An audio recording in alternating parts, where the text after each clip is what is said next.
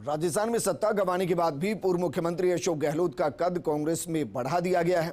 कांग्रेस आलाकमान ने national alliance committee का गठन करके पूर्व मुख्यमंत्री अशोक गहलोत को नई जिम्मेदारी सौंप दी। अशोक गहलोत अब लोकसभा चुनाव 2024 में अहम भूमिका निभाएंगे। ये रिपोर्ट देखिए।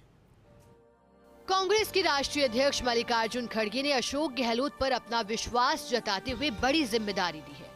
खड़गे ने लोकसभा चुनाव के मद्देनजर दूसरे दलों से अलायंस करने के लिए कमेटी नेशनल अलायंस कमेटी का गठन किया है।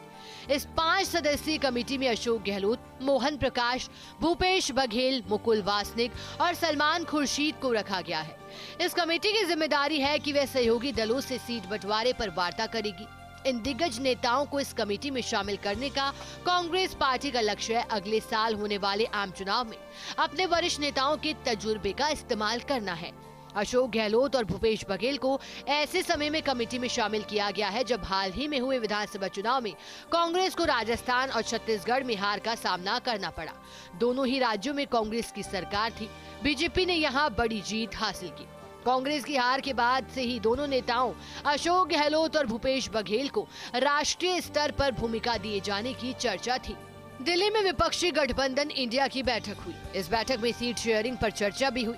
विपक्ष के सामने सबसे बड़ी चुनौती यूपी, पंजाब, दिल्ली, केरल और पश्चिम बंगाल में सीटों का बंटवारा करना है। ऐसे में कांग्रेस ने कमेटी गठित की है। अशोक गहलोत को सभी राज्यों का राजनीतिक मिजाज पता है और अन्य दलों के नेताओं के साथ उनका सहज व्यवहार है। ऐसे में उनको अन्य दलों के नेताओं से लगातार संपर्क रखने का जिम्मा दिया गया है।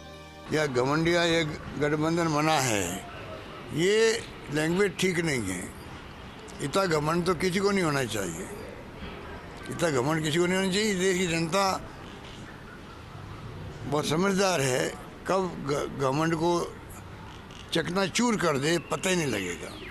इंदिरा जी जैसे महान नेता हार गए चुनाव, वाजपेयी जी जैसे नेता हार गए चुनाव, मालूम ही नहीं पड़ा। कांग्रेस पार्टी के फैसले से साफ जाहिर हो गया है कि राजस्थान विधानसभा में अशोक गहलोत नेता प्रतिपक्ष नहीं बनेंगे।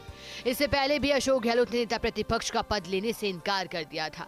राजस्थान में गहलोत भले ही सरकार रिपीट नहीं कर पाए, लेकिन राष्ट्रीय राजनीति में उनकी दस्तक बड़ा इशारा कर रही है। अब देखना यह है कि नई जिम्मेदारी में गहलोत कैसे अपनी जादूगरी दिखाते हैं। राजस्थान में सरकार गंवाने के बाद राजनीतिक गलियारों में चर्चा इस बात को लेकर थी कि अब पूर्व मुख्यमंत्री अशोक गहलोत की क्या जिम्मेदारी तय होती है, क्या उनका कद बढ़ता है या उनका कद घटता है। लेकिन आला कमान ने आज फैसला करके एक बार फिर अशोक गहलोत का कद बढ़ा दिया है, क्योंकि लोकसभा चुनाव के मद्देनज़र उनको बड़ी जिम्मेदारी दी है। इससे तय हो गया है कि एक बार फिर अशोक गहलोत गांधी परिवार के पसंदीदा नेता है। कैमरामैन संजय के साथ Naresh Sharma, first India news, Jaipur.